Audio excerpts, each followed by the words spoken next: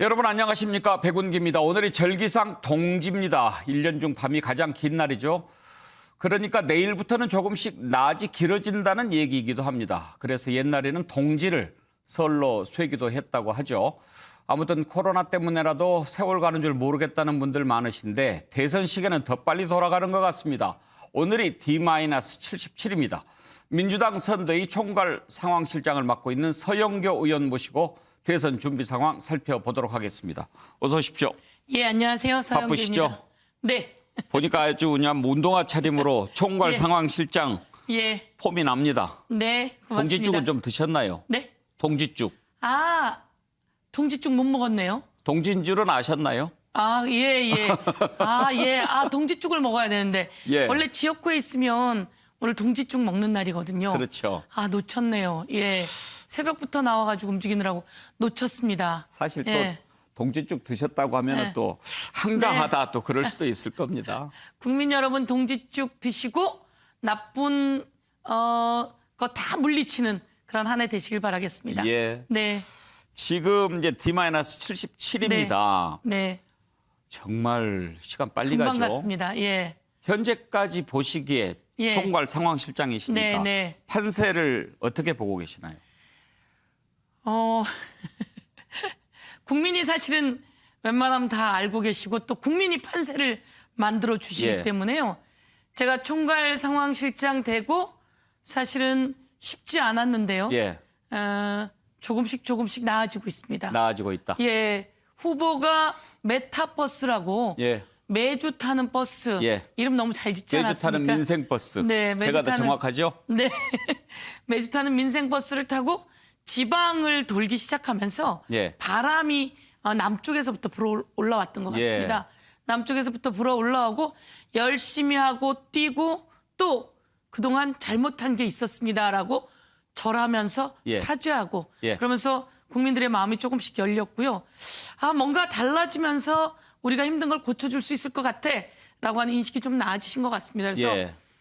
이재명 후보의 지지율은 조금씩 올라오고 있었고요. 그리고 또 이제 상대 윤석열 후보께서는 거기 선대위 문제도 있고 또 그 아내분의 문제도 있고 또 본인의 말씀의 문제도 있고 이러면서 이제 서서히 또 지지율이 떨어지면서 한쪽은 떨어진데 좀 급하게 떨어지고 저희 쪽은 차분차분 찬찬히 올라가고 있고 예. 그래서 열심히 잘하면 국민들께서 힘을 실어주시겠다 이렇게 생각하고 있습니다. 예. 예. 그런 기대를 갖고 계십니까? 기대 갖고 있습니다. 네. 그런데 지금 이제 사과 얘기하셨으니까요. 네. 이재명 후보 계속 사과하는데 네. 그 정도 사과하고 끝나야 되는데 계속 또 사과할 일이 나왔어요. 아들 네. 문제도 그렇고. 네, 네. 그래도 또 뭐 잘못했다가 사과하고 그러는데 네. 최근에 나온 여론조사를 보니까 네. 충분하지 않다가 절반이 넘어요. 네. 왜 그 사과를 그렇게 열심히 하는데 충분하지 않다고 생각할까요? 믿고 있었거든요. 더불어민주당에다 믿고 있고 180석 줬고 뭔가 내 삶을 편안하게 해줄 거라고 생각했는데 코로나 위기라든지 이런 건 잘 극복해 주었는데 이게 이제 유동자금이 많이 풀려서 그렇기도 하지만 부동산 문제가 해결되지 않았거든요. 그래서 이재명 후보가 사과하고 이재명의 부동산은 다를 거라고 국민들이 기대하고 있습니다. 그런데 그래도 현실적으로 자꾸 부동산 값이 올라가고 있는 모습이 보이고 공시지가가 올라가고 그런 사이에 나는 집이 없는 분들이 계십니다. 그래도 이 문제를 해결해 주길 또 바라고 계시는 거죠. 그래서 아직 좀 더 사과하는 게 진심으로 정책과 현상으로 나타날 수 있도록 기다릴게. 사과하고 미웠는데 제가 잘못했어요라고 하니까 그래도 좀 미워. 또 잘못했어요라고 하니까 그래도 또 잘못했어요라고 하면서 정책을 바꾸니까 그래 이제 그만해요. 됐어요. 진심을 알겠어요. 좀 더 해결해 주세요라고 이야기했거든요. 이제는 해결하는 모습이 나와야 되겠죠. 누가 됐어요 그랬습니까? 이제 아까 말씀하신 것처럼 예. 사과를 그래도 좀 더 남아있다고 하는 분들 그렇지만 조금 지지율이 조금씩 올라가는 부분에서는 그래 이제 됐지만 앞으로 현실적으로 대안을 마련해 주세요라고 하면서 그래 이제 사과는 그만해도 돼라고 예. 하지만 대안을 기다리고 계시는 거죠. 그러면서도 말씀처럼 안 돼. 좀 더 지켜볼 거야. 좀 더 하는 모습 바꿔줘. 이렇게 하는 분들이 계시는 거죠. 네. 그거를 조금씩 이제 받아들이고 있다 이렇게 느끼신다 이 말씀이죠. 예, 더 열심히 하겠습니다. 그러면 이제 그래도 많이 부족했습니다. 사과까지는 됐고 네. 앞으로는 어떤 것을 보여주실 생각입니까? 예를 들면 지금 이제 다른 것들은 그래도 잘 하고 있다. 또 문재인 대통령께서 다른 대통령 때보다 지지율이 40%를 넘고 있다. 그러니까 잘하고 있어. 그런데 제일 중요한 건 부동산 문제 어떡할 거야? 우리가 힘든데? 근데 부동산 문제가 쉽게 해결되는 것이 아니지 않습니까? 그런데 이제 이재명 후보가 그래도 후보니까 대안을 내기 시작한 겁니다. 제가 이제 어제 그 회의를 했는데요. 당정회의에서 공시지가가 매년 발표됩니다. 부동산의 가격이 매년 올라가면 공시지가가 올라간 게 적용이 되면요. 1가구 1주택인 분들 경우에 재산세가 달라지고요. 건강보험료를 더 내야지 되고요. 기초노령연금을 받다가 못 받는 분이 생기고요. 기초생활수급을 받다가 못 받는 분이 생기고요. 이렇게 해서 68가지가 바뀝니다. 예. 그래서 이재명 후보가 이건 안 되겠습니다. 지금 우리가 세금을 더 걷자고 하는 게 아니지 않습니까? 부동산을 안정화시키자고 하는 것이고 국민을 편안하게 하자고 하는 것이니까 예. 공시지가 적용을 내년 걸로 하지 말고 내년은 올해 걸로 해주시죠 라고 제안을 했는데요. 예. 당도 정부도 그게 맞는 것 같습니다라고 해서 어제 이제 저희가 적극적으로 그렇게 하겠다고 대안을 내놨는데요. 이게 저는 맞다고 생각하거든요. 예. 그리고 이제 양도소득세 중과 관련해서도 후보는 그런 얘기를 하거든요. 세금을 더 걷자는 게 목표가 아니지 않습니까? 국민에게 좀 더 안정된 집이라고 하는 것은 주거할 수 있는 공간이고 또 두 채가 있었으면 한 채는 편안하게 내놓고 팔아서 다른 분들이 주거할 수 있게 만들어야 되지 않겠습니까? 예. 그렇다면 그동안 일정 규제가 있었다면 이제는 바꿔야 될 때입니다라고 제안을 하시는데요. 저는 그 모습이 좋다고 생각하고 국민들께서 그래 어려운 문제를 풀어내네. 이재명은 좀 다르네. 이렇게 생각하는 것 같습니다. 알겠습니다. 원래 말씀을 그런 식으로 하세요? 제가 네. 지금까지 많은 사람을 네. 인터뷰했지만 네. 인터뷰하는 태도로는 네. 서영교 의원님이 최고입니다. 아, 예. 마치 구연동화를 듣는 것 같아요. 아, 예. 감사합니다. 이해도 잘 되고 예, 전달도 잘 될 것 같습니다. 예. 좋습니다. 아니, 제가 사실은 좀 마음이 그랬었거든요. 예. 부동산 문제 여러 가지에 마음이 많이 아팠는데 이재명 후보가 하는 것을 보니까 저랑 생각이 같으시더라고요. 그런데 이걸 과감하게 또 사실은 그동안 이걸 혹시 말하면 좀 안 좋은 시그널을 보여서 집값이 올라가지는 않을까라고 하는 두려움이 모두 다에게 있었습니다. 예. 그런데 그게 우리가 세금을 더 걷자는 게 목표가 아니라 안정화하자는 거니까 그리고 이 많은 분들이 서민들에게 해당되는 겁니다. 공시지가 기준은 기초생활수급, 뭐 노령연금, 재산세 이러다 보니까 좀 자신 있게 예. 이렇게 가는 것이고 그래서 좀 저도 자신 있게 말씀드린 것 같습니다. 예. 자, 그런데요. 이제 제가 쭉 들어보니까 어느 정도 이해는 되는데 지금 이제 문제는 두 가지인 것 같습니다. 네. 이재명 후보가 그런 생각을 가지고 이런저런 얘기를 하는데 정부에서는 잘 안 따라주는 부분들이 분명히 있는 것 네. 같아요. 그런 부분을 어떻게 조화롭게 할까 하는 게 하나 있고 네. 또 하나는 뭐야 원래 생각이 뭔데 지금 또 이렇게 이야기를 할까? 나중에 정말 대통령이 돼도 저 약속을 지킬까? 왜냐하면 이렇게 하기로 했다가 또 이렇게 한다고 하고 말을 너무 자주 바꾸는 것 같아서 제 양반 말을 어디까지 믿어야 되지 이런 마음이 좀 있는 것 같아요. 그렇죠? 네. 그건 어떻게 돌파하실 생각이세요? 그런 보도가 좀 있었죠. 보도가 그러니까 이제 있어요? 많은 분들이 예. 지금까지 왔던 규제 중심의 부동산 정책은 바꿔야 돼요라고 많은 사람들이 이야기해 왔습니다. 그래서 이재명 후보가 바꿔봅시다. 바꾸는 게 어떻겠습니까라고 이야기를 던지게 됐습니다. 그랬는데 이게 던질 때 사실은 후보인데 그냥 던지진 않겠죠. 그리고 경기도지사를 했는데 현장에서 경험한 거거든요. 현장에서 본 것이고요. 그리고 후보인데 경기도지사를 했는데 정부도 딱딱딱딱 두들겨 보는 거죠. 그렇다고 또 여당에도 당대표를 중심으로 해서 의원들에게 똑똑똑똑 두들겨 본 거죠. 정책본부에게도 두들겨 본 겁니다. 두들겨 봤더니 내 의견과 사람들이 아직 말 못하고 있었지만 생각이 있었군요. 그러면 한번 가보시죠. 예. 라고 해서 갈 수 있으니까 이야기가 됐고 어제는 당도 정부도 전부 다 괜찮겠습니다. 예. 라고 이야기를 한 겁니다. 그런데 그동안 규제 일본도였으니까 좀 바꿔주세요라고 했던 언론들이 이거 봐라 바뀌네. 많이 바뀌었어요. 이렇게 사실은 쓰기도 하시면서도 제가 이제 언론인들하고 이야기를 하면서 어떠세요? 그러면 사실은 좀 바꿔야 된다고 생각합니다. 이런 분들이 많습니다. 예. 그래서 언론에서 그렇게 이제 말이 바뀌었다고 하지만 제가 보기엔 이재명 후보가 바뀐 건 아니죠.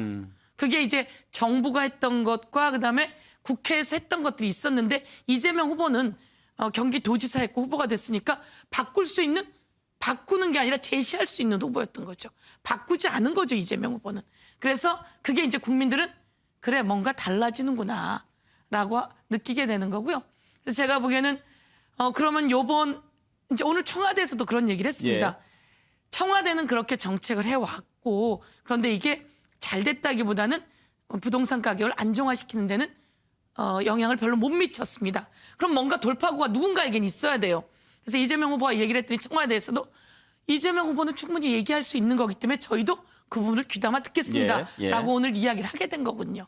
네. 알겠습니다. 자, 그런데 이제 이재명 후보가 건너야 할 부분들이 몇 가지 있는데 그 부분을 좀 얘기를 해보죠. 오늘 아침에 참 안타까운 소식이 들렸습니다. 대장동 의혹으로 수사를 받던 김문기 처장이 극단적인 선택을 해서 이렇게 숨진 채 발견이 됐는데 그 소식을 듣고 어떠셨어요? 너무 비통했습니다. 너무나 가슴이 아팠고요. 그 가족은 어떠며 그리고 그런 극단적인 선택을 할 때까지 그 당사자가 얼마나 괴로웠을까라고 하는 걱정을 많이 했죠.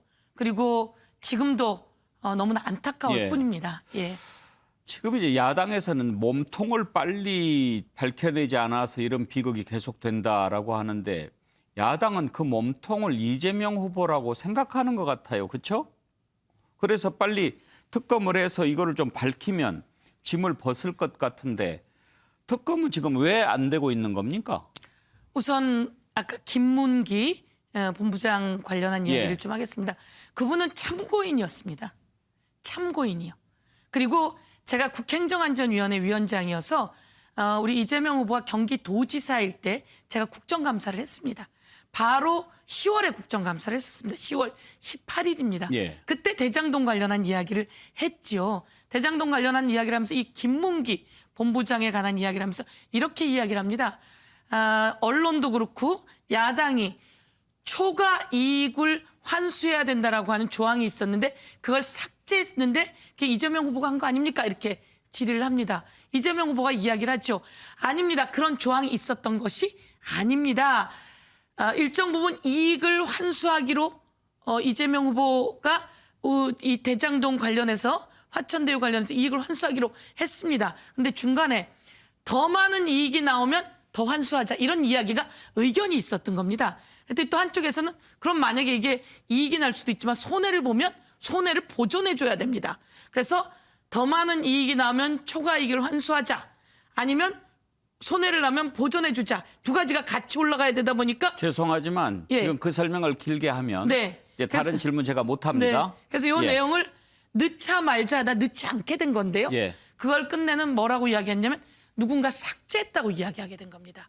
그러니까 의견을 넣어서 넣기로 했습니다. 그래서 그 삭제한 사람이 바로 김문기 본부장이라고 얘기를 했던 거죠. 제 질문은 특검이 왜 늦어지느냐는 겁니다. 그래서 이제 이분은 참고인이었음에도 불구하고 그 압박이 너무 셌던 겁니다. 특검 얘기하듯이. 이게 특검을 해야지 되는 것처럼 이야기되고 특검은 이재명 후보가 하겠다고 했습니다. 이재명 후보가 특검을 합시다. 그리고 받았고 특검을 논의하자고 한 겁니다. 특검을 왜 초기에 안 받았냐면 이것을 특검을 하자고 받게 되면 논의를 해야 됩니다. 여야가 합의해서 특검은 어떻게 정하고 무슨 내용으로 하고 어디까지 하고 이 합의가 국회에서 이루어져야 되는 겁니다. 그래서 국회에서 이 합의는 이루고 있는 상황이다라고 말씀을 드릴 수 있을 것 같습니다. 그래서 특검을 하자고 하면 그 시간이 걸리는 거죠. 그런데 검찰 수사는 빨리 하게 되는 거고요. 그래서 특검은 지금 하고 있고 이재명 후보도 빨리 특검을 해서 오히려 자꾸 이런 이야기가 나오니까 모든 걸 밝혀냈으면 좋겠다. 이렇게 제안을 하고 있는 상태입니다. 이재명 후보는 윤석열 후보 때문에 안 된다고 하고 윤석열 후보는 이재명 후보 때문에 안 된다고 그래서 제가 네. 여쭤보는 겁니다. 양쪽이 같이 해서 그것을 해야죠. 양쪽 다 하자고 했고요. 예. 그래서 양쪽 다 그 내용으로 특검을 준비하고 있는데 그 과정 속에서는 이제 여야가 특검은 후보들이 얘기하는 거를 넘어서 여야가 이제 그 구체적인 내용을 만들어야 되거든요. 예. 그래서 만드는데 시간이 걸리는 거예요. 그럼 예상하기에 특검 네. 발족이 언제쯤 될 것 같습니까?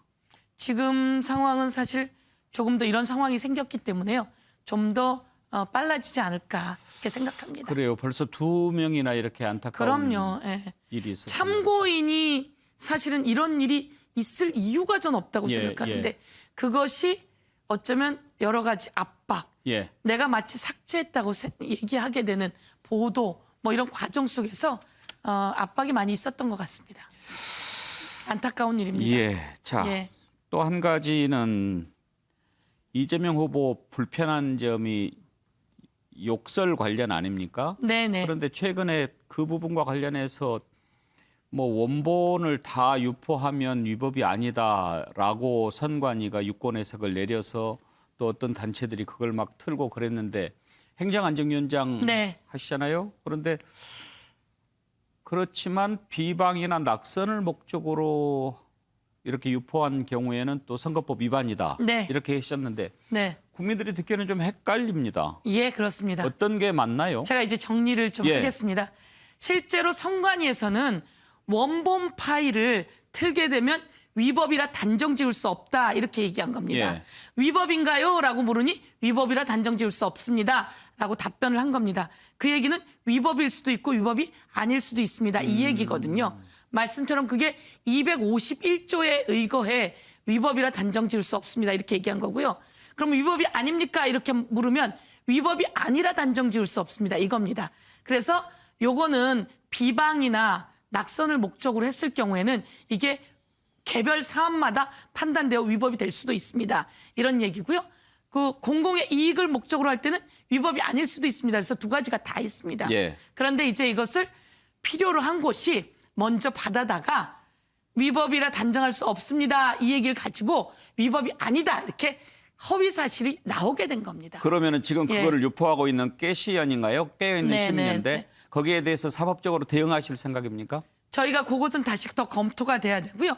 그거는 이제 그렇게 했기 때문에 선관위가 미리 알고 예. 왜냐하면 집회 신고를 하겠죠. 선관위가 미리 알고 그 사람들이 이제 그전에도 그걸 했습니다. 그래서 이걸 하면 위법이 될 수 있습니다. 하지 마십시오라고 이야기를 했다는 겁니다. 그럼에도 불구하고 그것을 했기 때문에 선관위가 조사하고 있는 상황입니다. 그러면 그 단체가 문재인 대통령 지지하는 단체는 맞습니까? 글쎄요. 저희는 그것까지는 모르겠고요. 그렇게 표방을 하는데 네, 네. 그게 과연 도움이 될까는 궁금해요. 그렇죠. 예. 그 말씀이십니다. 그리고 그냥 일반인들께서 그 원본을 올리거나 이럴 이유도 별로 없는데 예. 위법이 아니다라고 가짜 내용이 나오게 되다 보니까 예. 그것을 하게 되면 사실은 이제 선거법이라고 하는 것은 또 안 좋은 법에 걸릴 예. 수도 있기 때문에 그 내용을 이야기하게 된 겁니다. 한 가지만 더 여쭤보고 네. 마치겠습니다. 윤석열 후보가 오늘 그런 얘기를 했습니다. 네. 부인 김건희 씨 등판 기자들이 많이 궁금해하지 않습니까? 언제 네. 나오느냐. 그런데 등판 계획이 애초에 없었다라고 하면서 네.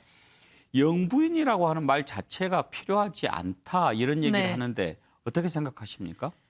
영부인 그리고 영부인의 정무 부속실이 있습니다. 예, 그래서 영부인을 이제 그 활동을 지원하게 되는데요. 세 개가 모두 다 영부인의 활동이 있습니다. 그리고 영부인이 해야 할 일이 있습니다.